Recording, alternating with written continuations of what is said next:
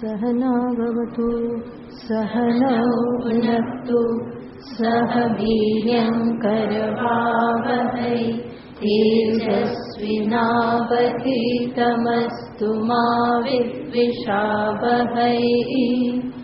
ॐ शान्ति शान्ति शान्तिः। सदाशिवसमारम्भां शङ्कराचार्यमध्यमाम् अस्मदाचार्यपर्यन्तां वन्दे गुरुपरम्पराम्। श्रुतिस्मृतिपुराणानाम् आलयं करुणालयं नमामि भगवत्पादं शङ्करं लोकशङ्करं। शङ्करं शङ्कराचार्यं केशवं बादरायणं सूत्रभाष्यकृतौ वन्दे भगवन्तौ पुनः पुनः। ईश्वरो गुरुरात्मेति मूर्तिभेदविभागिने व्योमवद्व्याप्तदेहाय दक्षिणामूर्तये नमः। ॐ पार्थाय प्रतिबोधितां भगवता नारायणेन स्वयं व्यासेन ग्रथितां पुराणमुनिना मध्ये महाभारतम् अद्वैतामृतवर्षिणीं भगवतीम् अष्टादशाध्यायिनीम् अम्ब त्वामनुसन्दधामि भगवद्गीते भवद्वेषिणीम्। यं ब्रह्मा वरुणेन्द्ररुद्रमरुतः स्तुन्वन्ति दिव्यैस्तवैः वेदैः साङ्गपदक्रमोपनिषदैः गायन्ति यं सामगाः। ध्यानावस्थिततद्गतेन मनसा पश्यन्ति यं योगिनः यस्यान्तं न विदुःसुरासुरगणा देवाय तस्मै नमः। यस्यान्तं न विदुःसुरासुरगणा देवाय तस्मै नमः। 18મો શ્લોકથી 18મો અધ્યાય 18મો શ્લોક। શ્રી ભગવાનુવાચ જ્ઞાનં જ્ઞેયં પરિજ્ઞાતા ત્રિવિધા કર્મ ચોદના કरणं कर्म कर्तेति त्रिविधः कर्म संग्रहः ज्ञानं कर्म च कर्ता च त्रिधैव गुणभेदतः प्रोच्यते गुणसङ्ख्याने यथावत् शृणुतान्यपि सर्वभूतेषु येनैकं भावमव्ययमीक्षते अविभक्तं विभक्तेषु तज्ज्ञानं विद्धि सात्विकम्। पृथक्त्वेन तु यज्ज्ञानं नानाभावान्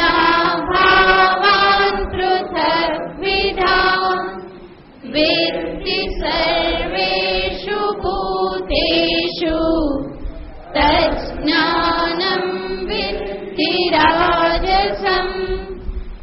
तत्तु कृत्स्नवदेकस्मिन् कार्ये सक्तमहैतुकम् अतत्त्वार्थवदल्पञ्च तत्तामसमुदाहृतम्।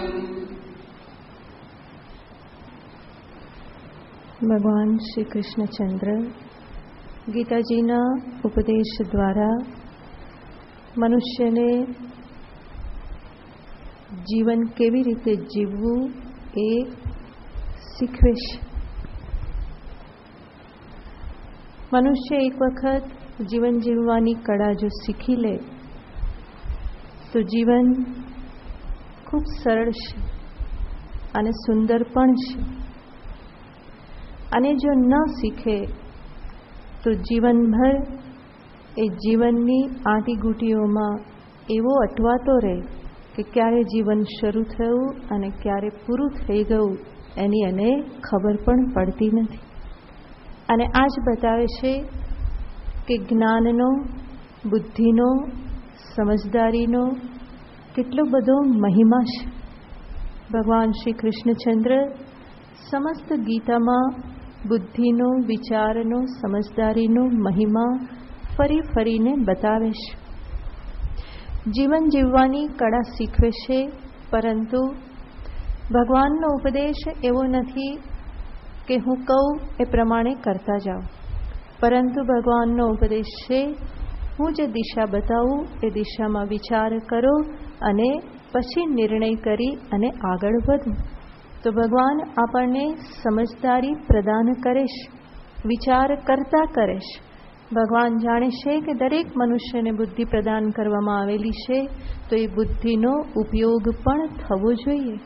માટે આપણા હિન્દુ શાસ્ત્રમાં કોઈ પણ ઉપદેશને થોપી દેવામાં નથી આવતું, પરંતુ સર્વપ્રથમ એ ઉપદેશ, જે ઉપદેશ આપવામાં આવે છે, જે સાધનાનો ઉપદેશ આપવામાં આવે છે, એનું જીવનમાં સ્થાન શું છે, એ જીવનમાં કેવી રીતે ઉપયોગી થઈ શકે, પરમ લક્ષ્યને સિદ્ધ કરવાને માટે એ કેવી રીતે સાધનરૂપ બની શકે, આ બધી બાબતોને શાસ્ત્ર બતાવે છે.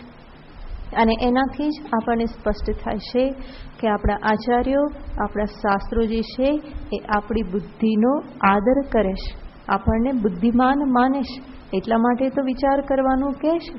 જે બુદ્ધુ હોય એને વિચાર કરવાનું કહેવામાં ન આવે, પરંતુ બુદ્ધિમાન જે છે એને વિચાર કરવાનું કહેવામાં આવે છે. તો આપણા શાસ્ત્રો એ મનુષ્યની બુદ્ધિનો આદર કરે છે, એટલા માટે એ રીતનો ઉપદેશ આપે છે.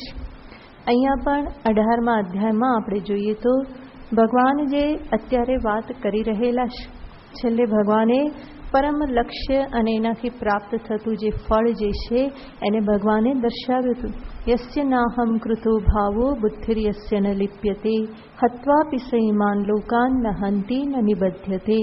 એ શ્લોકમાં ભગવાને કહેલું હતું કે મનુષ્ય પોતાના એક વખત અકર્તા, અભોક્તા સ્વરૂપને જો જાણી લે તો એ સર્વ બંધનોથી મુક્ત થઈ જાય છે.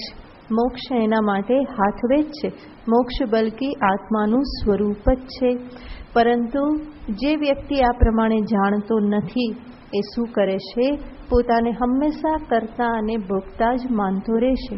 હું કરું પશ્યત્ય કૃત બુદ્ધિત્વાત ન સપશ્યતિ દુર્મતિ. ભગવાન કહે છે સત્યને જોવા છતાં પણ આ દુર્મતિ એને જોતો નથી અને માને છે શું, હું કરું છું, મારા સિવાય કોઈ કરનારું નથી. એને લાગે છે કે જગત તો મારા થકી જ ચાલે છે, પરિવાર મારા થકી ચાલે છે, સમાજ મારા થકી ચાલે છે. તો એવી રીતે એ અહંભાવ કરી અને પોતે વધારે ને વધારે કર્મના બંધનમાં હંમેશા બંધાતો જાય છે. આ પ્રમાણે ન થાય એટલે ભગવાન ફરી આગળ બતાવે છે કે કોઈ પણ કર્મ નિષ્પન્ન થાય તો એમાં 5 પરિબળ રહેલા હોય છે. અધિષ્ઠાનમ તથા કર્તા કરણમ ચ પૃથક વિધમ વિવિધાશ્ચ પૃથક ચેષ્ટા દૈવમ ચૈવાત્ર પંચમમ. આ 5 પરિબળો દ્વારા કર્મની નિષ્પત્તિ થાય છે, પરંતુ મનુષ્ય એ 5ને જોતો નથી અને એકલો હું કરું છું એ પ્રમાણે કર્યા કરે છે. તો ભગવાન કર્મના સંદર્ભની યોગ્ય સમજદારી અહીંયા પ્રદાન કરવા માગે છે. અને એટલે ભગવાને કહ્યું કે કર્મ 5 પરિબળોથી નિષ્પન્ન થાય છે. એટલું જ નહીં, આગળ ભગવાને દર્શાવ્યું કે જ્ઞાનમ જ્ઞેયમ પરિજ્ઞાતા ત્રિવિધા કર્મચોદના. આ 3 પ્રકારની કર્મચોદના છે. કર્મચોદનાનો અર્થ કર્મને માટે પ્રેરક છે. જ્ઞાનમ જ્ઞેયમ પરિજ્ઞાતા. જ્ઞાન, જ્ઞેય અને જ્ઞાતા. એવી જ રીતે કર્મને માટે જે આવશ્યક જે છે એ શું છે? તો ભગવાને કહ્યું એના માટે કર્તા, કર્મ અને કરણ. આ 3 જે છે એ કર્મ સંગ્રહ છે. કર્મ સંગ્રહ છે એનો અર્થ આ 3માં કર્મ સંગ્રહિત થઈને રહેશે. એટલે કે આ 3 હોય તો કર્મ થાય. એ 3માંથી કોઈ એક ના હોય તો કર્મ થઈ શકે નહીં. તો કર્મને થવા માટે કર્તા, કર્મ અને કરણ, આ 3 વસ્તુની આવશ્યકતા છે. આ રીતે ભગવાને આગળના શ્લોકોમાં દર્શાવ્યું. અને પછી ભગવાન, મેં કહ્યું એમ, દરેક મનુષ્યને ઉન્નતિ સાધે એવી ભગવાનની ઈચ્છા છે. એટલા માટે ભગવાન હવે બતાવે છે કે કર્તા કેટલા પ્રકારના હોય, કર્મ કેટલા પ્રકારના, કૃતિ કેટલા પ્રકારની, જ્ઞાન કેટલા પ્રકારના. તો દરેકમાં સાત્વિક, રાજસિક અને તામસિક એવા ભેદ પાડી અને ભગવાન નિરૂપણ કરે છે. જેથી કરીને સાધક તામસિક, રાજસિકનો ત્યાગ કરી અને સાત્વિકમાં પહોંચવા માટે પ્રયત્નશીલ થાય. જાણે તો એમાં પહોંચવાનો પ્રયત્ન કરે ને, જાણે જ નહીં કે આ સાત્વિક છે કે તામસિક છે તો કેવી રીતે કરવાનો. એટલે જ મેં કહ્યું એમ, ભગવાન મનુષ્યને સમજદારી આપે છે કે જો આ તામસિક કર્મ છે, આ તામસિક જ્ઞાન છે, આ રાજસિક જ્ઞાન છે અને આ સાત્વિક જ્ઞાન છે, તો અંતે સત્વ સુધી પહોંચવાનું છે. તો એને ભગવાન ત્રણેયને જણાવે છે. સર્વપ્રથમ ભગવાને જ્ઞાનને જણાવ્યું. જે 3 પ્રકારના જ્ઞાન, સાત્વિક, રાજસિક, તામસિક, એના સંદર્ભનો આપણે વિચાર કરેલો હતો. સાત્વિક જ્ઞાન કહ્યું તો ભગવાને કહ્યું કે જે સર્વત્ર એકના દર્શન કરાવે. જે જ્ઞાનથી અનેકની પાછળ એકના દર્શન થાય એને શું કહેવામાં આવે? સાત્વિક જ્ઞાન કહેવામાં આવે. સર્વભૂતેષુ યેન એકમ ભાવમ અવ્યયમ ઈક્ષતે. સર્વભૂતોની અંદર જે એક અવ્યય ભાવને જુએ છે. અવિભક્તમ વિભક્તેષુ તજ્ઞાનમ વિદ્ધિ રાજસમ. જે બધું બહારથી જે બધું વિભક્ત જણાય છે એમાં કોને જુએ છે? અવિભક્તમ એકમ ભાવમ. એક અવિભક્ત એવી વસ્તુને, પરમ તત્વને, ચૈતન્યને, સત્તાને જે જુએ છે, ભગવાન કહેશે એ જ સાત્વિક જ્ઞાન છે. ભગવાન શંકરાચાર્યજી મહારાજ અહીંયા કહી દે છે અદ્વૈતાત્મ દર્શન એ જ સાત્વિક જ્ઞાન છે કે જે સર્વત્ર અદ્વૈત પરમ તત્વનું દર્શન કરે છે. ત્યાર પછી રાજસિક જ્ઞાનને દર્શાવતા ભગવાને કહ્યું પૃથક્ત્વેન તુ યજ્ઞાનમ નાના ભાવાન પૃથક વિધાન વેત્તિ સર્વેષુ ભૂતેષુ તજ્ઞાનમ વિદ્ધિ રાજસમ. રાજસિક જ્ઞાન કહ્યું તો કે ભેદ જ્ઞાન જે છે એ રાજસિક જ્ઞાન છે.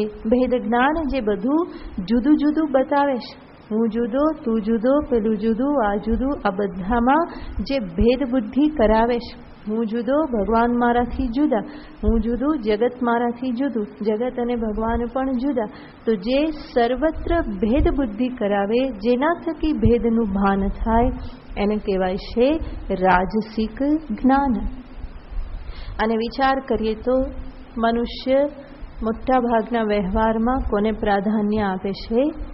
ભેદ બુદ્ધિને જ પ્રાધાન્ય આપે છે. મોટાભાગના મનુષ્યોનું જ્ઞાન કેવું છે? રાજસિક જ્ઞાન છે કે જેમાં એ સર્વત્ર ભેદને જુએ છે. જાણતો હોવા છતાં પણ કોઈને કોઈ રીતે એ વચ્ચે ભેદ બુદ્ધિ લાવે છે. અને ભેદ બુદ્ધિ એટલે શું? તો કે સ્વપર ભેદ બુદ્ધિ. સ્વ એટલે હું અને પર એટલે બીજું, અથવા તો મારું અને બીજાનું. મમ પર પોતાનું અને પારકું. ભલે બધા એક જ પાંડુના પુત્રો હોય, કુરુના પુત્ર હોય, છતાં પણ એને શું કહેવામાં આવે છે? આ તો કૌરવો છે અને આ તો કોણ છે? પાંડવો છે. તો ધૃતરાષ્ટ્ર કેવી રીતે જોતા હતા? ભેદ પાડતા જ હતા. બધા એક હતા, છતાં પણ ક્યારેય એક એને દેખાયા નથી. મામકાહા પાંડવાશ્ચૈવ, શરૂઆત જ ત્યાંથી થયેલી છે પ્રશ્નની. મારા પુત્રો શું કરે છે અને પાંડુના પુત્રો શું કરે છે? તો એને બધા એક તો લાગ્યા નહીં. પાંડુના પુત્રો એને પોતાના લાગ્યા નહીં. પોતાના લાગ્યા હોત તો મહાભારત થાત જ નહીં. એ શું બતાવે છે? ભેદ બુદ્ધિ હોય તો ઝઘડા થાય, ભેદ બુદ્ધિ ન હોય તો ઝઘડાને કોઈ સ્થાન રહેતું નથી. તો સ્વપર ભેદ બુદ્ધિ મનુષ્યના અંતરમાં ઘર કરીને બેસી ગયેલી છે. માટે ગમે એટલો પ્રયત્ન કરવામાં આવે તો પણ ભેદ તો રહે જ છે. આ મારો દીકરો ને આ પડોશીનો દીકરો, પડોશીનો ક્યાં? આ મારો દીકરો ને આ ભાઈનો દીકરો છે, મારો તો નથી. એ બંને ભાઈ એક જ પિતા અને માતાના પહેલામાંથી આવેલા છે, છતાં પણ શું થઈ જાય છે? આ તો મારો છે અને આ તો ભાઈનો છે. બહારથી ગમે એટલું બતાવવામાં આવે મારે તો બધા એકના એક, પરંતુ અંદર અંદર શું હોય? બહાર ભલે કહેવામાં આવે, અંદર તો કંઈક ને કંઈક ભેદ લાગતો જ હોય છે. તો આ જે ભેદ બુદ્ધિ જે છે એના સંસ્કાર બહુ જ દ્રઢ થઈ ગયેલા છે. વાસ્તવમાં તો જુએ તો બધા મનુષ્ય પંચમહાભૂતના જ બનેલા છે, એમાં કોઈ ભેદ નથી. એક જ માટી બધામાં રહેલી છે, એક જ જલ, એક જ વાયુ, એક જ આકાશ સર્વમાં નિહિત છે.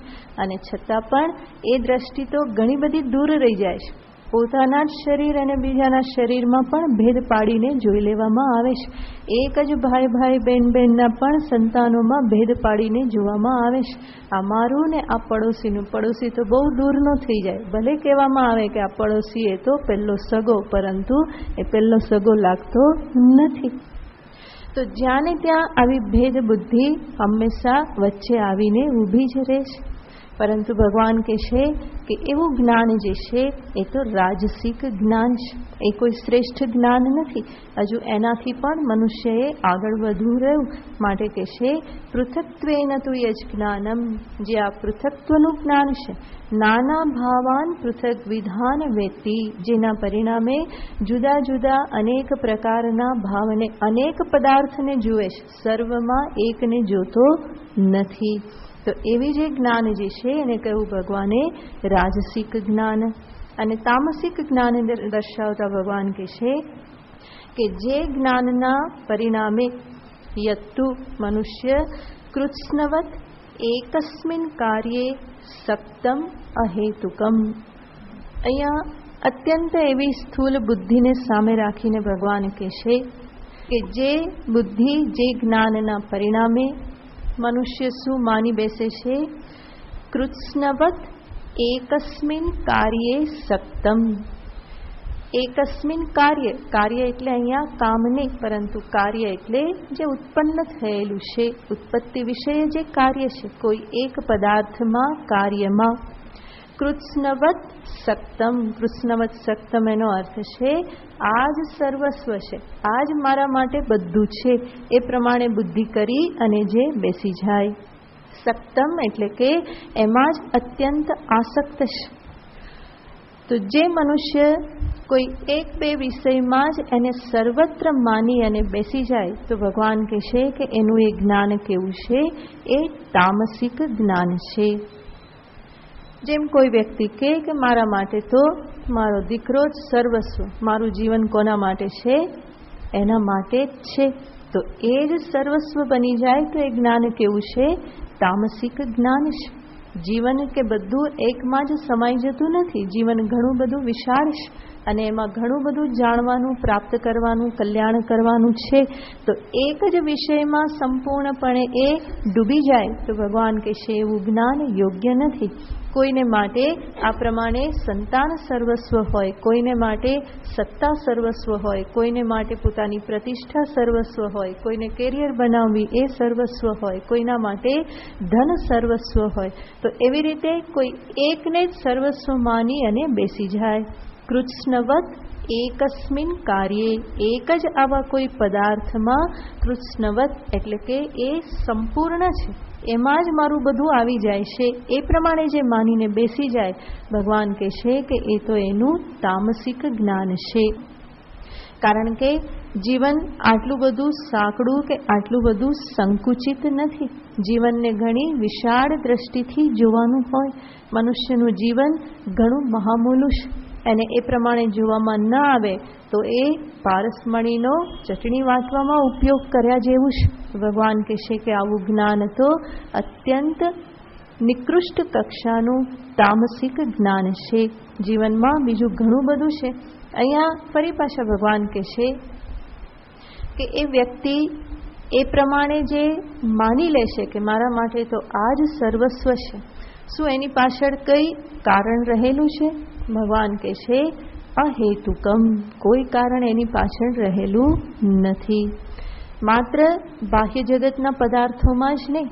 ભગવાન શંકરાચાર્યજી કે પછી એક શંકરાનંદજી મહારાજ થઈ ગયા, જેણે ગીતા ઉપર સરસ ટીકા લખેલી છે, શંકરાનંદી. તો એ કહેશે કે માત્ર ભૌતિક જગતના પદાર્થોમાં જ નહીં, પરંતુ ભગવાનના સ્વરૂપને પણ પકડી અને એવું માની લેવું કે આટલું જ છે, આમાં જ બધું છે, તો એ પણ તામસિક જ્ઞાન છે. એક કૃષ્ણ રામ શિવલિંગ એને પકડી અને બેસી જવું અને કહેવું કે આ જ સર્વસ્વ છે, આના સિવાય બીજું કંઈ નથી, તો એ જ્ઞાન પણ કેવું છે? એ પણ તામસિક જ્ઞાન છે.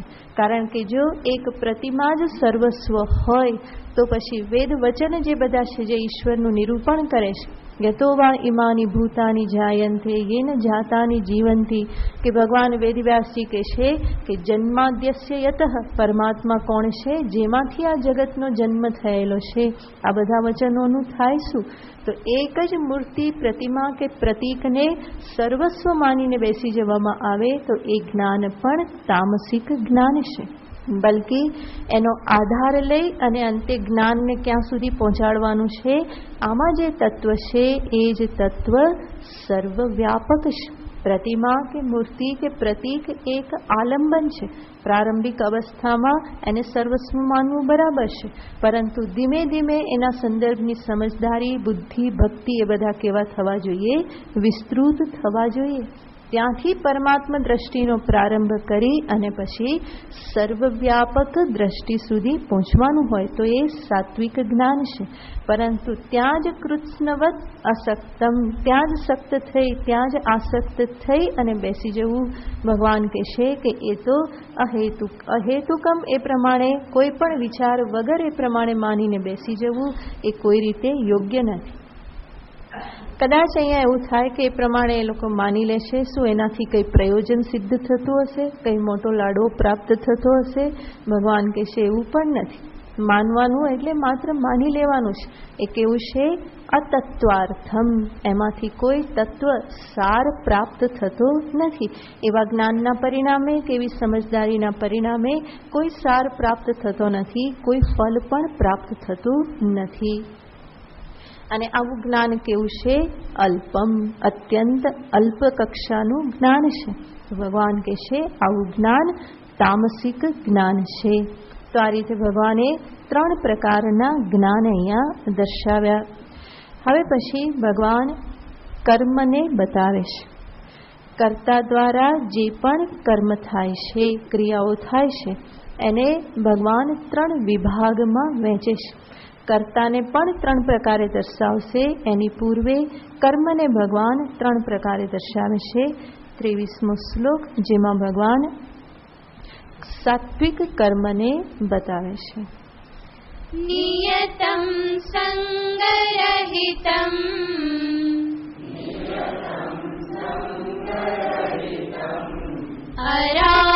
અરાગદ્વેષત કૃતમ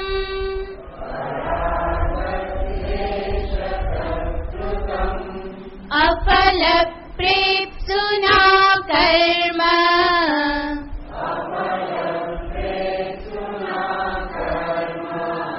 યત્તત્ સાત્વિકમુચ્યતે.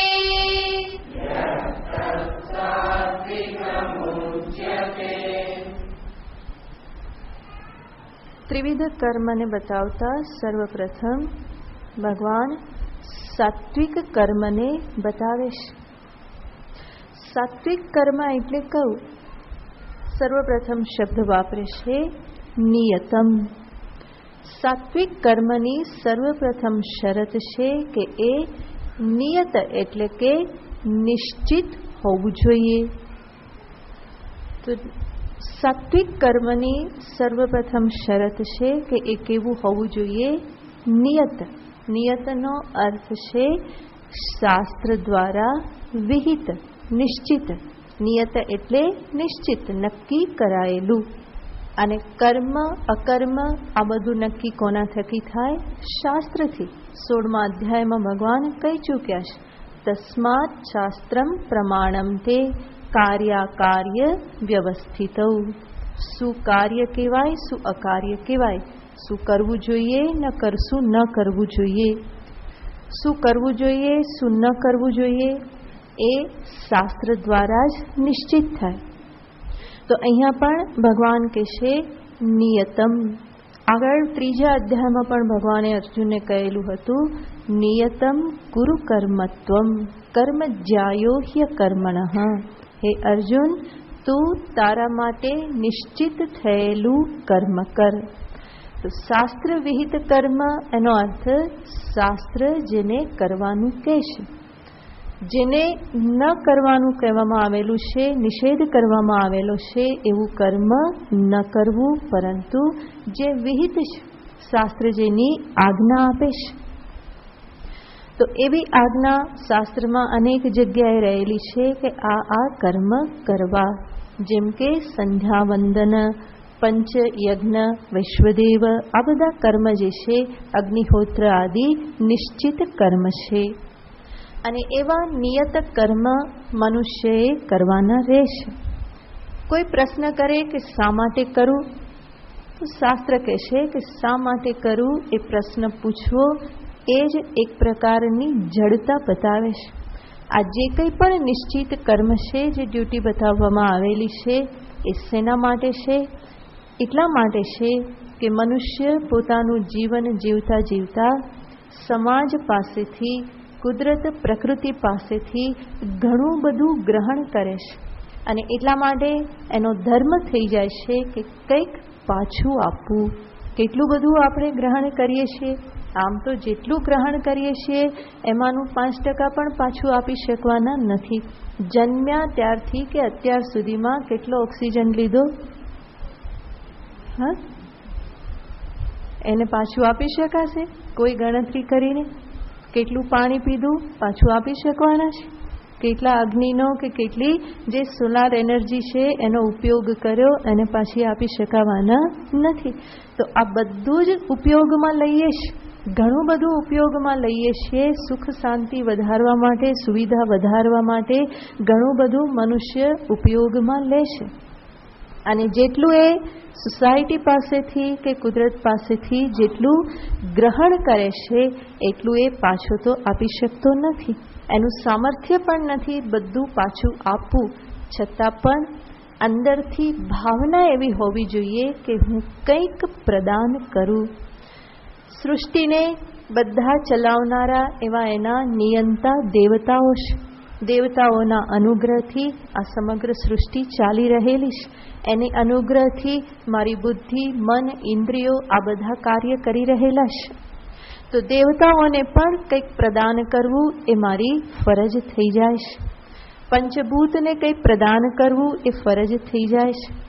મારું જીવન ટકી રહ્યું, માતા પિતાનો ફાળો છે, એમને કંઈક પ્રદાન કરવું એ પણ મારી ફરજ થઈ જાય છે. પૂર્વજો, માતા પિતા પૂર્વજો થકી પણ અનેક સંસ્કારો પ્રાપ્ત થયેલા છે, એના પ્રત્યે પણ કોઈક ફરજ છે. તો આ દ્રષ્ટિએ જોઈએ તો મનુષ્ય ક્યારેય પણ એકલો જીવન જીવી શકતો નથી. એ પોતાનું જીવન જીવી રહેલો છે, એની સાથે આખું જે યુનિવર્સ, બ્રહ્માંડ જે છે એ એની સાથે લાગેલું છે. અને એટલા માટે મનુષ્યનું કર્તવ્ય થઈ જાય છે કે એ બ્રહ્માંડ પ્રત્યે એ પોતે કૃતજ્ઞ બની રહે. બીજું કંઈ તો એ પાછું આપી શકવાનું નથી. પરંતુ આ જે બધા કર્મ જે છે, અગ્નિહોત્ર, વૈશ્વદેવ, સંધ્યાવંદન આદિ કર્મ જે છે, એ એક પ્રકારની કૃતજ્ઞતાની અભિવ્યક્તિ માટેના કર્મ છે. સ્મરણ કરો, એમને પ્રણામ કરો, પ્રાર્થના કરો, આ બધું એ કર્મમાં રહેલું છે. તો એક પ્રકારની આ પ્રમાણે અંતરથી જે ગ્રેટિટ્યૂડ જે છે એને અભિવ્યક્ત કરવા માટે આ બધા કર્મ કહેવામાં આવે છે. ત્યાં પણ ફરી મનુષ્ય એવો હિસાબ રાખવા બેસે કે આનાથી મને શું મળે, તો પછી શાસ્ત્ર કહે છે કે એ તો જડતા છે. કેટલીક વસ્તુઓ કે કેટલાક વ્યવહારો કોઈ પણ પ્રકારની કામના વગર કરવાની આદત પાડવી જોઈએ. સંધ્યા વંદનાદિ એ બધા કર્મો એવા છે. આજકાલ એ બધા કર્મ કોઈ કરતું નથી, પરંતુ આપણે નિયત કર્મ એટલે શું જોવાનું, તો કે એક ગ્રસ્થ તરીકે, એક સ્ત્રી તરીકે, પુરુષ તરીકે, એક સમાજની વ્યક્તિ તરીકે, માતા પિતા તરીકે, પુત્ર તરીકે મારી શું ફરજ છે એને હું યોગ્ય રીતે નિભાવું. એ મારા માટે કયું કર્મ છે? નિયત કર્મ છે, નિશ્ચિત કર્મ છે. ગૃહસ્થનું નિશ્ચિત કર્મ, બ્રહ્મચારીનું નિશ્ચિત કર્મ, સંન્યાસીનું નિશ્ચિત કર્મ, દરેકે એ પ્રમાણે પોતપોતાના કર્મને નિભાવવાના છે. અને એ જ નિયત કર્મ જે મને ફરજ પ્રાપ્ત થયેલી છે. તો બીજા વૈદિક કર્મ અત્યારે ન કરતા હોઈએ તો કંઈ વાંધો નહીં, પરંતુ પોતે જ્યાં છે, સમાજમાં પોતાનું જ્યાં સ્થાન છે, ત્યાંથી જે ફરજ એને પ્રાપ્ત થાય છે એ ફરજનું પાલન એણે કરવું રહ્યું, અને એ છે નિયત કર્મ. અને આવું નિયત કર્મ કેવી રીતે કરવાનું? ભગવાન કહે છે સંગરહિતમ. સંગરહિતમનો અર્થ છે કર્તૃત્વ અભિમાન રહિત, આસક્તિ રહિત. અને આસક્તિ એટલે કર્તૃત્વમાં આસક્તિ, કારણ કે આગળ ભગવાન અફલ પ્રેપ્સુ કહેવાના છે, ત્યાં ફલાશક્તિની નિષેધ કરેલો છે, અહીંયા કર્તૃત્વાસક્તિ. એનો અર્થ કર્તૃત્વ અભિમાન રહિતનું કર્મ. નિયત કર્મ કરે પરંતુ કર્તૃત્વનું અભિમાન ન રાખે. આ તો હું કરું, મારા થકી જ થયું, એ પ્રમાણે અભિમાન ભાવ ધારણ કર્યા વગર. તો કેવી રીતે કરવાનું? ઈશ્વરની કૃપાથી થયું, ઈશ્વરના અનુગ્રહથી થયું, હું તો નિમિત્ત માત્ર છું, એ પ્રમાણેના ભાવથી. તો નિયતમ સંગરહિતમ. ત્રીજું ભગવાન કહે છે અરાગ દ્વેષતઃ કૃતમ. એ જે કર્મ જે છે એ કેવી રીતે થવું જોઈએ? રાગ દ્વેષ રહિત. પોતાના જ રાગ અને દ્વેષના આધારે કર્મ કરે તો એ તો કામ્ય કર્મ થઈ જશે, એ નિયત કર્મ નહીં રહે. માટે ભગવાન કહે છે રાગ દ્વેષને એક બાજુ મૂકી એને કર્તવ્ય ગણી અને એ કર્મને કરવાનું છે. નહીં તો રાગ દ્વેષ સાથે કરશે તો ફરી ફલાદીને માટે આસક્તિ બની જશે. પોતે જે પ્રમાણે કરવા ઈચ્છે એ પ્રમાણે કરવા લાગશે, નહીં કે શાસ્ત્ર જે પ્રમાણે કહેશે અથવા તો જે પ્રમાણે કરવું જોઈએ એ પ્રમાણે એ નહીં કરે. પોતાને ગમતી રીતે કરે તો ફરી પાછું એ કર્મ સાત્વિક કર્મ નહીં રહે. રાગ દ્વેષતઃ કૃતમ. કોના વડે? અફલ પ્રેપ્સુના. કઈ વ્યક્તિ વડે આવું કર્મ કરવામાં આવેલું છે? અફલ પ્રેપ્સુના. ફલ પ્રેપ્સુ એટલે કે ફળની ઈચ્છાવાળા વડે, અને અફલ પ્રેપ્સુના એટલે કે ફલની આસક્તિથી રહિત છે એવી વ્યક્તિ વડે. અફલ પ્રેપ્સુના, ફલાસંગ રહિત એવી વ્યક્તિ વડે કૃતમ જે કરવામાં આવેલું છે. યત કર્મ કૃતમ તત્ સાત્વિકમ ઉચ્યતે. આવું જે કર્મ એના વડે કરવામાં આવ્યું એને શું કહેવામાં આવે છે? સાત્વિક કર્મ કહેવામાં આવે છે. ભગવાન અહીંયા કર્મને બતાવે છે, પણ વાસ્તવમાં જોઈએ તો આ બધું કોના પર આધારિત છે? કર્તાના અંતરમાં રહેલા ભાવને લઈને. રાગ દ્વેષનો અભાવ, કર્તૃત્વ શક્તિનો અભાવ, ફલાશક્તિનો અભાવ, આ બધું કર્મમાં રહેલું છે કે કર્તામાં? કર્તામાં રહેલું છે. તો કર્તા જે પ્રમાણેના અભાવથી કર્મ કરે છે એના આધારે કર્મનું સાત્વિકત્વ નિશ્ચિત થાય છે. તો બાહ્ય કર્મ મોટા ભાગે એ સાત્વિક છે કે અસાત્વિક છે એવું એકદમ નક્કી થઈ શકતું નથી, પરંતુ કર્મની ઉત્કૃષ્ટતા નિકૃષ્ટતા શેના આધારે નિશ્ચિત થાય છે? કર્તાના અંતરના ઉદ્દેશ્યના આધારે. કેવા ઉદ્દેશ્યથી, કેવી ભાવનાથી એ કર્મ કરે છે એના આધારે કર્મની શ્રેષ્ઠતા આદિ નિશ્ચિત થાય છે. તો અહીંયા ભગવાને કહ્યું કે આવા અફલપ્રેપ્સુ એવા કર્તા વડે આ બધા ભાવ સાથે સમજદારી સાથે જ્યારે કર્મ કરવામાં આવે તો એ કર્મને સાત્વિક કર્મ કહેવામાં આવે છે. ત્યાર પછી ભગવાન રાજસિક કર્મની વાત કરે છે કે એ કયું કર્મ છે, કઈ વ્યક્તિ વડે કેવા ભાવ સાથે કરવામાં આવે તો એને રાજસિક કર્મ કહેવાય. યત્તુ કામેપ્સુના કર્મ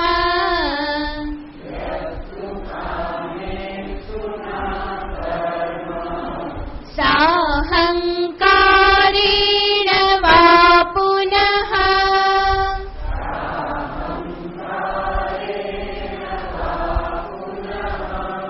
ક્રિયતે બહુલાયાસં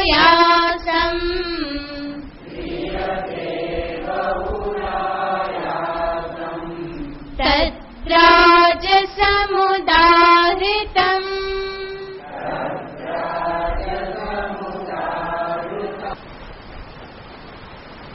તદ્રાજસમ ઉદાહૃતમ એને રાજસ કર્મ કહેવામાં આવેલું છે. કયું? યત્તુ કામેપ્સુના કૃતમ. કામેપ્સુના એટલે કે ફળની ઈચ્છાવાળા વડે, કામનાથી યુક્ત એવી વ્યક્તિ વડે યત કર્મ કૃતમ, યત કર્મ ક્રિયતે, જે કર્મ કરવામાં આવે છે. અને એટલું જ નહીં, માત્ર ફળની આશા સાથે નહીં, પરંતુ સાહંકારેણ, અહંકાર સહિત કરવામાં આવે. અને જ્યારે કરે ત્યારે બહુલાયાસમ, બહુ બધી મહેનત સાથે, બહુલ આયાસ, ઘણી બધી મહેનત સાથે જ્યારે એ કરે તો ભગવાન કહેશે કે એને રાજસમ ઉદાહૃતમ, એને રાજસિક કર્મ કહેવામાં આવે છે. તો રાજસિક કર્મમાં ભગવાન 3 બાબત બતાવે છે કે જે કર્મમાં કામેચ્છા રહેલી હોય, અહંકાર રહેલો હોય અને સાથે સાથે બહુલ આયાસ, ઘણી બધી મહેનત રહેલી હોય તો એને રાજસિક કર્મ કહેવામાં આવે છે.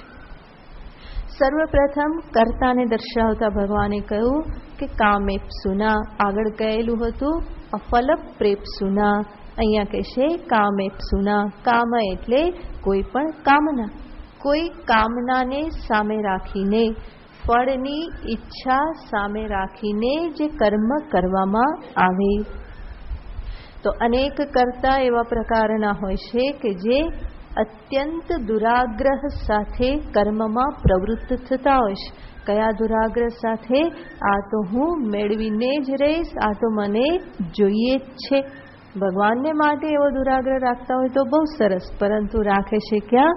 ભૌતિક જગતમાં એ રાખે છે, ત્યાં અનેક પ્રકારે દુરાગ્રહ રાખે છે. અને ભગવાનની પ્રાપ્તિની વાત આવે તો ભગવાનની કૃપા હશે તો મળશે.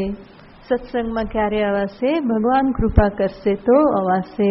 ગુરુમાં તમે કંઈક કરો તો હવે અમે આવી શકીએ. બીજે બધે તો કહેતા નથી તમે કંઈક કરો, બરાબર? ત્યાં તો અમે પૂરતા છીએ કે તમારી કોઈ જરૂર નહીં. ત્યાં અમારો બધો આગ્રહ ત્યાં છે જ અને એ બધું અમે નિપટી લઈશું. પરંતુ સત્સંગ અને ભગવાનની વાત આવે તો કૃપા જોઈએ, અનુગ્રહ જોઈએ, અનુકૂળતા જોઈએ. તો જ્યાં ભૌતિક જગતની વાત હોય છે, ત્યાં તો પૂરેપૂરો ફળ માટેનો આગ્રહ હોય જ.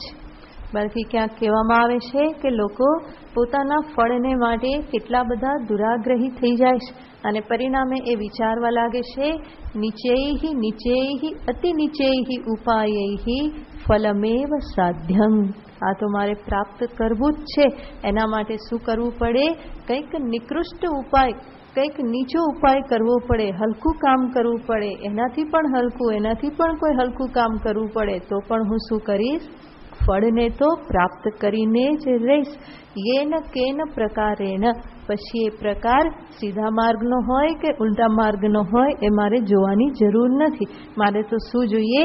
મારું ફળ જોઈએ, મને ફાયદો થવો જોઈએ, મને ધન મળવું જોઈએ, મને સત્તા મળવી જોઈએ, અને એના માટે હું કંઈ પણ કરી છૂટવાને માટે તૈયાર છું. તો આ કંઈ પણ કરી છૂટીને પણ ફળ પ્રાપ્ત કરવાની જે આવી અત્યંત તીવ્ર કામના, ભગવાન કહેશે એવા કામેપ્સુ વ્યક્તિ વડે જ્યારે કર્મ કરવામાં આવે. અને બીજું ભગવાન કહેશે કે સાહંકારેણ, જ્યારે કરે ત્યારે પણ કેવી રીતે કરશે? આ તો હું જ કરું છું, મારું જ આ સામર્થ્ય છે, અત્યંત અભિમાનપૂર્વક હું જે પ્રમાણે કર્મ કરું, હું જેવા ઉપાય વિચારું એવું બીજું કોઈ વિચારી ન શકે કે કરી ના શકે. કંઈક ને કંઈક તો ખામી રહી જ જવાની.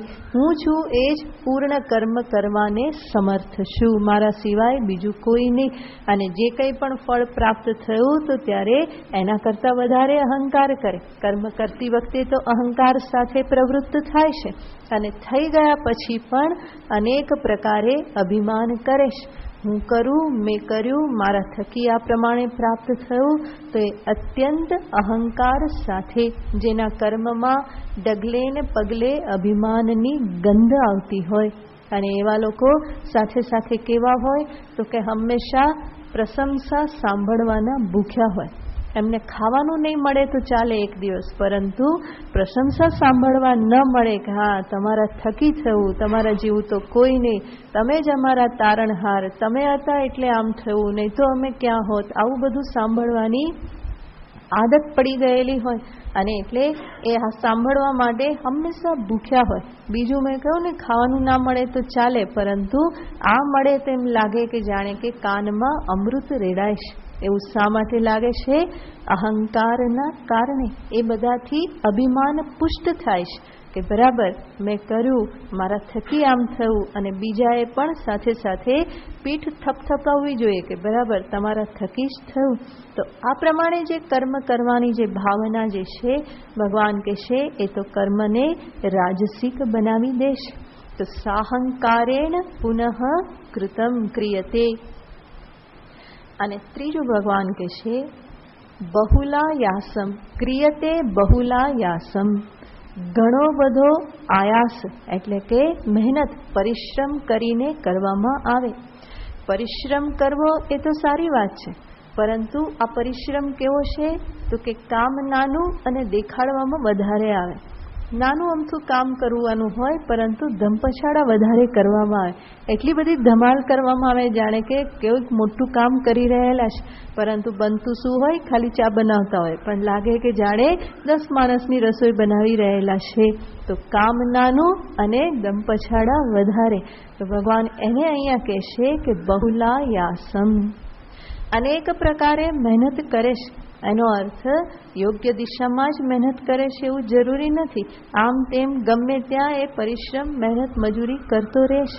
તો એવું બહુલાયાસમ જે કર્મ છે, ભગવાન એવી હાઈપર એક્ટિવિટી જે છે એને ભગવાન સ્વીકારતા નથી. ભગવાન કહેશે કર્મ કરો, પરંતુ કેવી રીતે? સમજદારી પૂર્વક. વિચાર તો સાથે થવો જોઈએ.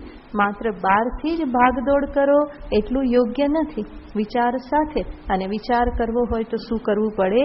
થોડી વાર શાંતિથી બેસવું પડે, ઊભા રહેવું પડે. દોડતા દોડતા વિચાર કરે નહીં. વિચાર કરવા માટે શું કરવું પડે? થોડી વાર ઊભા રહેવું પડે અને સૂક્ષ્મ વિચાર કરવો હોય તો એનાથી પણ વધારે અંતર્મુખ થવું પડે, આંખો બંધ કરી અને વિચાર કરવો પડે. તો આવો વિચાર જ્યાં બહુલાયાસ હોય, અનેક પ્રકારની એક્ટિવિટી કરવાની હોય, ઘણું બધું ભાગદોડ કરવાની હોય, ત્યાં આવો વિચાર કરવા માટેનો સમય પ્રાપ્ત થતો નથી. માટે ભગવાન એને સ્વીકારતા નથી, એને રાજસિક કર્મમાં મૂકી દેશ. અને ઘણી વખત આવું બહુ કામ કરનારા, ઘણું બધું આ પ્રમાણે એક્ટિવ રહેનારા સમાજનું કલ્યાણ કરવાની જગ્યાએ ઘણી વખત સમાજને હાનિ પણ કરી દેતા હોય છે. એટલે બહુ જ કર્મ કરનારા, બહુ ભાગદોડ કરનારા ઘણી વખત યોગ્ય નિર્ણય કરી શકતા નથી. એમનો નિર્ણય સમાજને માટે હાનિકારક ક્યારેક બની રહેશે. માટે જ ભગવાન એવા કર્મને રાજસિક કર્મમાં રાખે છે. તો જીવનમાં હંમેશા બેલેન્સ હોવું જોઈએ. વિચાર પણ કરો, કર્મ પણ કરો. ખાલી કર્મ કરતા રહેશો તો એ મજૂરી બની રહેશે, અને ખાલી વિચાર કરતા રહેશો તો એ ખાલી વિચારના વડા થશે, એના સિવાય બીજું કંઈ થશે નહીં. પરંતુ જીવનમાં વિચાર અને કર્મ આ બંનેનો સમન્વય થવો જોઈએ, બેલેન્સ થવું જોઈએ. અને ત્યારે એ કર્મ સાત્વિકતાના સ્ટેજને પ્રાપ્ત કરે છે. નહીં તો એ કર્મ કેવું રહી જાય છે? એ રાજસિક કર્મ રહી જાય છે. તો ભગવાન કહે છે કે આવું કર્મ તો રાજસિક કર્મ છે. બહુલાયાસમ. જીવનમાં સર્વને સ્થાન હોવું જોઈએ. જરૂર પરિશ્રમ કરો, કર્મ કરો, પણ સાથે સાથે થોડો સમય શાંતિથી બેસી વિચાર કરવાનો મળવો જોઈએ. થોડા જપ કરવાનો ટાઈમ હોવો જોઈએ, સ્વાધ્યાય થવો જોઈએ, થોડું ધ્યાન થવું જોઈએ, સેવા થવી જોઈએ. આ બધાનો પણ જીવનમાં થોડો સમય કાઢવો જોઈએ. તો કર્મ કરો એની ના નથી, પ્રવૃત્તિમાં રહો એની ના નથી, પણ સાથે સાથે નિવૃત્તિને પણ આદર આપી અને રોજ થોડો સમય એ રીતે કાઢવું જોઈએ. નહીં તો જીવન આખું રાજસિકતાથી ભરપૂર થઈ જશે. પરંતુ જીવનને તો સાધકે સાત્વિકતામાં પ્રતિષ્ઠિત કરવાનું છે. એટલા માટે ધીમે ધીમે પ્રવૃત્તિ અને નિવૃત્તિનું જીવનમાં બેલેન્સ થવું જોઈએ. તો રાજસિક કર્મ ભગવાને દર્શાવ્યું. હવે આગળ તામસિક કર્મ બતાવે છે. અનુબંધમ ક્ષયમ હિંસામ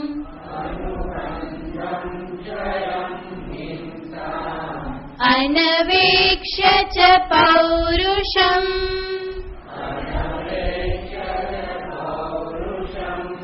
મોહાદારભ્યતે કર્મ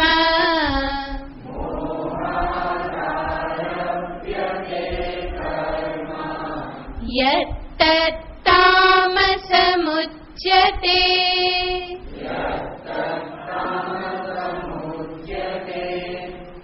તત્તામસમ ઉચ્યતે. અને તામસિક કર્મ કહેવામાં આવે. કોને? ભગવાન સર્વપ્રથમ કહેશે અનુબંધમ અનવેક્ષ્ય. અનવેક્ષ્ય, અનપેક્ષ્ય બંને પ્રકારના પાઠ છે. અનપેક્ષ્ય કે અનવેક્ષ્ય એનો અર્થ છે એને ધ્યાનમાં લીધા વગર. કોને ધ્યાનમાં લીધા વગર? અનુબંધમ અનપેક્ષ્ય, ક્ષયમ અનપેક્ષ્ય, હિંસામ અનપેક્ષ્ય, પૌરુષમ અનપેક્ષ્ય, યત કર્મ મોહાદ આરભ્યતે તત તામસમ ઉચ્યતે. તો તામસ કર્મ ભગવાન કહેશે કે જે સંપૂર્ણપણે વિચારહીન કર્મ છે. વિચારહીનનો અર્થ કયો? વિચાર નથી થતો. સર્વપ્રથમ ભગવાન કહેશે અનુબંધમ અનવેક્ષ્ય. અનુબંધને જોયા વગર. અનુબંધનો અર્થ છે પરિણામનો વિચાર કર્યા વગર. અનુબંધ આફ્ટર ઇફેક્ટ. આ કરવાથી પછી શું થશે, એનો પ્રભાવ મારા પર, મારા પરિવાર પર, સમાજ પર, રાષ્ટ્ર પર કેવો પડશે એવો કંઈ વિચાર કર્યા વગર. પરિણામનો વિચાર કર્યા વગર જે કામ કરવામાં આવે. ક્ષય, જે કંઈ એમાં નુકસાન થવાનું છે એનો વિચાર વગર.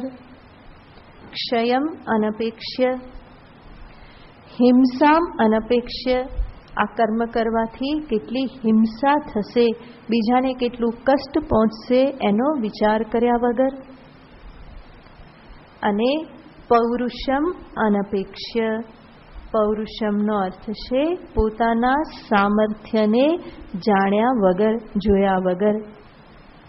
પોતાનામાં કેટલી શક્તિ છે એનો વિચાર કર્યા વગર જે મોહાદ કર્મ આરભ્યતે, મોહથી વશ થઈને અવિવેકગ્રસ્ત થઈ અને જે કર્મનો આરંભ કરી દેવામાં આવે તો એવું કર્મ એને તામસિક કર્મ કહેવામાં આવે છે. તો એક એક શબ્દને જોઈએ તો ભગવાન સર્વપ્રથમ કહેશે અનુબંધમ અનવેક્ષ્ય. આ કર્મ કરવાથી એની પરિણતિ, પરિણામ શું હશે, ફળ શું પ્રાપ્ત થશે, એટલું જ નહીં, સાથે સાથે જે કંઈ પણ ફળ પ્રાપ્ત થશે એનો પ્રભાવ મારા જીવનમાં, પરિવારમાં કેવી રીતનો પડશે, શું એ ફળનો ભોગ મને કે મારા પરિવારને કોઈ કલ્યાણ તરફ લઈ જશે કે પછી કોઈ દોષ તરફ લઈ જશે, પતન તરફ લઈ જશે. આનો વિચાર વ્યક્તિએ હંમેશા કરવાનો હોય. સુભાષિત કહેશે પરિણતિરવધેયા યત્નતઃ પંડિતૈહિ. જે બુદ્ધિમાન છે એણે પ્રયત્નપૂર્વક પરિણતિનો વિચાર કરવો જોઈએ. આનું પરિણામ શું આવશે એ વિચાર એણે પ્રયત્નપૂર્વક કરવો જોઈએ, એની પાછળ સમય આપવો જોઈએ. માત્ર ઈચ્છા થઈને કર્મમાં લાગી ગયા એવી રીતનું નહીં, પરંતુ આ કરવાથી અંતે શું લાભ થશે એનો વિચાર મનુષ્યએ અનેક વખત કરવો જોઈએ. તો અનુબંધમ હંમેશા સામે રાખવાનું હોય. અને જ્યારે પોતાની બુદ્ધિ ન ચાલે તો કોઈક વધારે બુદ્ધિમાનની, જે વધારે બુદ્ધિમાન હોય એનું માર્ગદર્શન લેવું જોઈએ. પોતાને ખ્યાલ ન આવે કે આ કર્મ કરું કે ના કરું, કરું તો ફાયદો થશે કે નહીં થાય, એવું જ્યારે પોતે વિચારી ન શકે તો પોતાના કરતાં જે વધારે બુદ્ધિમાન છે એની પાસે જઈ વિચાર કરી એની પાસેથી માર્ગદર્શન લઈ અને પછી આગળ વધવાનું હોય. જો એવી રીતે વિચાર કર્યા વગર જો કર્મમાં કૂદી પડવામાં આવે તો ભગવાન એવા કર્મને શું કહેશે? તામસિક કર્મ કહેશે. ત્યાર પછી બીજું ભગવાન કહેશે ક્ષયમ અનવેક્ષ્ય. ક્ષય, નાશનો વિચાર કર્યા વગર. તો કોઈ પણ કર્મ જે છે એમાં કંઈક ને કંઈક તો ત્યાગ સમાયેલો હોય છે, કંઈ ને કંઈ તો એમાં ક્ષય થાય છે. જરૂરી નહીં કે આ ક્ષય કે નાશ ધનનો જ હોય, ધનનો પણ ક્ષય હોય, શક્તિનો પણ વ્યય થતો હોય, જીવનની શાંતિનો પણ ક્ષય થતો હોય. કદાચ એવા કોઈ કર્મથી બીજાની સાથેના મારા મધુર સુંદર સંબંધોનો પણ નાશ થતો હોય, અંત આવતો હોય. ક્યારેક જીવનનો પણ ક્ષય થતો હોય. તો આ બધા ક્ષયને સામે રાખવા પડે. હું જે ફળ પ્રાપ્તિને માટે કર્મ કરું છું એની સામે ભોગ કેટલો આપવો પડે છે. તો જમા ઉધાર પાસું બંને જોવા તો પડે, વિચાર કરી અને આગળ વધવાનું હોય. ભગવાન કહેશે કે જો એ રીતે વિચાર ન કરો અને યાહોમ કરીને કૂદી પડ્યા તો એ કર્મ કેવું છે? એ કર્મ તામસિક કર્મ છે. આગળ કહેશે હિંસામ અનપેક્ષ્ય. કર્મ કરવામાં હિંસા કેટલી છે? જીવ હિંસા કે પછી વાચિક હિંસા કે માનસિક હિંસા કેટલી સમાયેલી છે એનો વિચાર કરવો પડે. એવું નહીં કે મારે જોઈએ છે, આ ફળ મારે જોઈએ છે માટે હું લઈ લઉં, બીજાનું જે થવું હોય તે થાય, બીજાને જે નુકસાન થવું હોય તે થાય, જે પણ એનું થવું હોય તે થાય, મારે શું, મારે કેટલા ટકા, મને તો મારું ફળ જોઈએ. તો આ પ્રમાણેના વિચાર સાથે કર્મ કરવામાં આવે તો એ કર્મ તામસિક કર્મ છે. વિચાર કરવો જોઈએ, કારણ કે હું એક સ્વતંત્ર વ્યક્તિ કે બ્રહ્માંડમાં હું એક જ નથી, પરંતુ મારી સાથે જીવનારા બીજા ઘણા બધા જીવો છે અને દરેકને પોતાનું જીવન શાંતિથી સુખથી જીવવાનો પૂરેપૂરો અધિકાર છે. એ અધિકારમાં હું જો વચ્ચે આવું તો એ મારા માટે ધર્મ નથી. તો કર્મ કરતા પહેલા કેટલી હિંસા એમાં સમાયેલી છે એનો મારે વિચાર કરી લેવો જોઈએ. ન કરવામાં આવે અને હું જો કર્મ કરવા લાગું તો એ તામસિક કર્મ કહેવામાં આવે. આગળ કહેશે પૌરુષમ અનપેક્ષ્ય. પૌરુષમ એટલે કે સામર્થ્ય. હું આ કરી શકીશ કે નહીં એનો વિચાર કર્યા વગર કાર્યનો પ્રારંભ કરી દેવામાં આવે. કોઈ વ્યક્તિને બહુ શોખ હોય, સંસ્કૃત ભાષા બહુ ગમતી હોય અને પછી એ શું કે મને તો સંસ્કૃત બહુ ગમે એટલા માટે હું શું કરીશ, હું તો અષ્ટાધ્યાયી ભણું, એ જ મને ભણાવો, બીજું કંઈ નહીં. તું 25 સૂત્ર યાદ કરીને તો સંભળાવ, પછી અષ્ટાધ્યાયી ભણાય. પાણીની અષ્ટાધ્યાયી કોઈ સામાન્ય વસ્તુ નથી. 5 સૂત્ર યાદ કરવામાં પણ આખો દિવસ લાગી જતો હોય તો પછી અષ્ટાધ્યાયી ક્યાંથી ભણી શકાય? તો પહેલાં પોતાનું સામર્થ્ય જોવું પડે કે મારું સામર્થ્ય કેટલું છે. માત્ર ભણવામાં નહીં, દરેક કર્મમાં બીજું કંઈ પ્રાપ્ત કરવા માટે પણ પ્રવૃત્ત થાવ તો ત્યાં પણ સામર્થ્ય જોવું પડે. મારું સામર્થ્ય આટલું છે, એનાથી વધારે હું કેટલું ખેંચી શકું એમ છું. થોડુંક વધારે ભલે ખેંચાવવું પડે, થોડું વધારે ટાર્ગેટ રાખો, પરંતુ સામર્થ્ય 5% હોય અને પ્રાપ્ત કરવાની ઈચ્છા 2000% રાખે તો એ ક્યારેય પણ પૂરું થવાનું નથી. તો હંમેશા પોતાનું સામર્થ્ય અને પોતાના આદર્શની વચ્ચે એક યોગ્ય ગેપ હોવો જોઈએ. બહુ વધારે પડતો ગેપ હોય તો એ ક્યારેય પણ સિદ્ધ કરી શકાતું નથી. ઊંચું નિશાન ભલે રાખો, પરંતુ ઊંચું નિશાન પણ કેવું હોવું જોઈએ, આંબી શકાય એવું તો હોવું જોઈએ ને. તો બોલવામાં ભલે આવે કે નીચું નિશાન નહીં, માફ ઊંચું નિશાન જ રાખવાનું, વાત સાચી, પણ એ ઊંચું નિશાન કેટલું હોવું જોઈએ, આપણી પહોંચ પ્રમાણેનું હોવું જોઈએ. થોડુંક ઊંચા થઈએ કે કૂદકો મારીએ ને પહોંચી શકાય એટલું ઊંચું રખાય, પછી કૂદકો મારીએ ને સીડી પર ચડીએ છતાં પહોંચી ના શકાય એટલું ઊંચું રાખો તો એ ક્યારેય પણ સિદ્ધ થઈ શકે નહીં. તો પૌરુષનો વિચાર, સામર્થ્યનો વિચાર વ્યક્તિએ હંમેશા કરવો જોઈએ. કેટલું સામર્થ્ય છે, કેટલા સંતાનનું હું પાલન કરી શકું એમ છું. 2ને પણ ખવડાવી શકાય એટલી જો શક્તિ ન હોય અને ડઝનને ઉત્પન્ન કરી દેવામાં આવે તો એ કેવું કર્મ કહેવાય? તામસિક કર્મ કહેવામાં આવે. તો સામર્થ્ય પ્રમાણે કાર્ય કરવું જોઈએ કોઈ પણ ક્ષેત્રના સંદર્ભમાં. તો જ્યાં અસંભવ હોય, અશક્ય હોય એવા કાર્યમાં કૂદી પડવું. ભગવાન કહેશે એ કાર્યનો આરંભ કેવો છે? મોહાત આરભ્યતે. વગર વિચારે જે આરંભ કરી દેવામાં આવે છે એને ભગવાન કહેશે કે એ તો તામસિક કર્મ છે. અને જ્યારે આ પ્રમાણે સાત્વિક, રાજસિક, તામસિક એવા વિભાગ દર્શાવવામાં આવે એનો અર્થ શું છે? તામસિક, રાજસિક ત્યાજ્ય છે અને સાત્વિક જે છે એ હંમેશા કરણીય છે. આ 3 કર્મ ભગવાને દર્શાવ્યા. હવે આગળ ભગવાન 3 પ્રકારના કર્તાને બતાવવાના છે.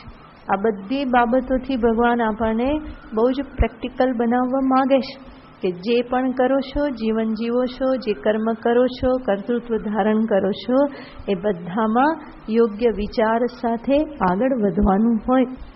અવિવેકને ભગવાન ક્યારેય પણ સ્વીકારતા નથી. ભગવાન દરેક મનુષ્ય પાસે અપેક્ષા રાખે છે કે એ વિવેક વિચાર કરી અને આગળ વધે. એટલા માટે જ આ બધું પ્રતિપાદન થઈ રહેલું છે. તો કર્તાના સંદર્ભમાં પછી જોઈશું. ઓમ પૂર્ણમદઃ પૂર્ણમિદં પૂર્ણાત પૂર્ણમુદચ્યતે પૂર્ણસ્ય પૂર્ણમાદાય પૂર્ણમેવાવશિષ્યતે. ઓમ શાંતિ શાંતિ શાંતિ. હરિ ઓમ શ્રી ગુરુભ્યો નમઃ. હરિ ઓમ.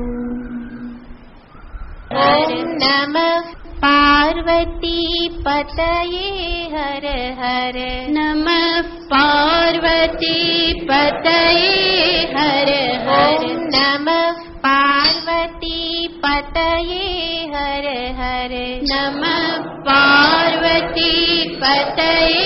हर हर हर हर शंकर महादेवा हर हर शंकर महादेवा हर हर हर हर महादेवा हर हर हर हर महादेवा हर हर हर हर महादेवा हर हर हर हर महादेवा हर हर हर हर महादेवा हर हर हर हर महादेवा हर हर हर हर महादेवा हर हर हर हर महादेवा ओम शिव शिव शिव शिव सदा शिवा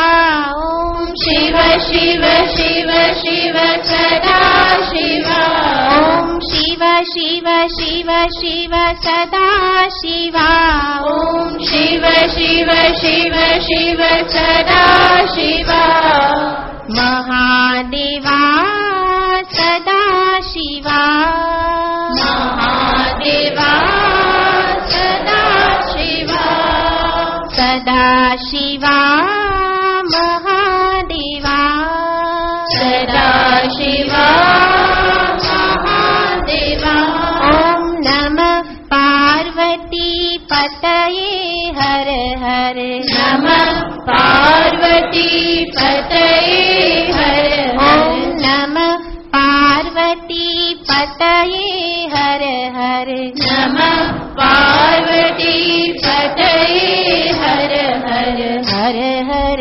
शंकर महादेवा हर हर शंकर महादेवा हर हर हर हर महादेवा हर हर हर हर महादेवा हर हर हर हर महादेवा हर हर हर हर महादेवा ओम शिव शिव शिव शिव सदा शिवा ओम शिव शिव शिव शिव सदा शिवा ओम शिव शिव शिव शिव सदा शिवा ओम शिव शिव शिव शिव सदा शिवा महादेवा सदा शिवा महादेवा सदा शिवा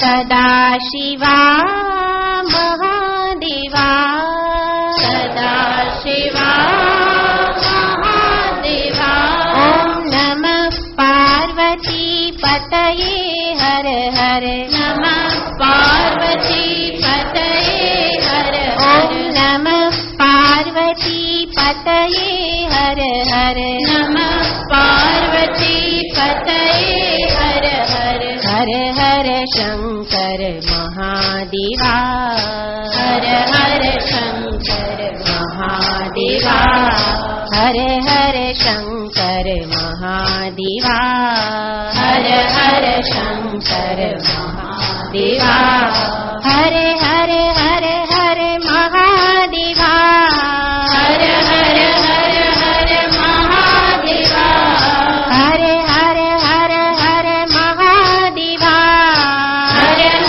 हर हर महादेवा हर हर हर हर महादेवा हर हर हर हर महादेवा हर हर हर हर महादेवा हर हर हर हर महादेवा शिव शिव शिव शिव सदा शिवा शिव शिव शिव शिव सदा शिवा शिव शिव शिव शिव सदा शिवा शिव शिव शिव शिव सदा शिवा महादेवा सदा शिवा महादेवा सदा शिवा सदा शिवा महादेवा सदा शिवा महादेवा ओम नमः पार्वती पतये हर हर हर नमः पार्वती पतये हर हर नमः पार्वती पतये हर हर नमः पार्वती पतये हर हर हर हर शंकर महादेवा हर हर शंकर महादेवा हर हर हर हर महादेवा हर हर हर हर महादेवा हर हर हर हर महादेवा हर हर हर हर महादेवा हर हर हर हर महादेवा हर हर हर हर महादेवा हर हर हर हर महादेवा हर हर हर हर महादेवा शिव शिव शिव शिव सदा शिवा शिव शिव शिव शिव सदा शिवा ओम शिव शिव शिव शिव सदा शिवा शिव शिव शिव शिव सदा शिवा महादेवा सदा शिवा महादेवा सदा शिवा सदा शिवा महादेवा सदा शिवा महादेवा महादेवा सदा शिवा महादेवा सदा शिवा सदा शिवा महादेवा सदा शिवा महादेवा सदा शिवा महादेवा सदा शिवा महादेवा ओम नमः पार्वती पतये हर हर नमः पार्वती पतये हर हर श्री कृपानिधि महादेव की जय श्री कृष्णचंद्र भगवान की जय राजा रामचंद्र भगवान की जय सद्गुरुदेव की जय नमः पार्वती पतये हर हर